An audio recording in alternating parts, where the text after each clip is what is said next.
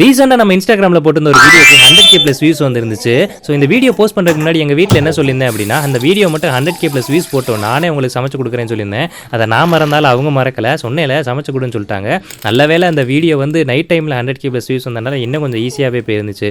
ஏன்னு பார்த்தீங்க அப்படின்னா, டே டைமில் வந்துருந்துச்சு அப்படின்னா சோறு சமையல் கூட்டு பொரியல்னு நிறைய வெரைட்டிஸில் வைக்க வேண்டியிருந்திருக்கும். ஸோ நைட் டைமில் வந்து நல்லா டிமார்ட்லேருந்து வாங்கிட்டு வந்திருந்த ஃபேமிலி பேக் மேகி இருந்துச்சு. ஸோ அதை எடுத்து வடச்சட்டியை போட்டு வடச்சட்டியில் தண்ணியை ஊற்றி தண்ணி கொதிச்சதுமே அதை மசாலாவை போட்டு மசாலா கொதிச்சதுமே அதில் மேகியை போட்டு மேகி தண்ணியை வற்ற விட்டதுமே சூடான சுவையான மேகி ரெடி ஆயிடுச்சு.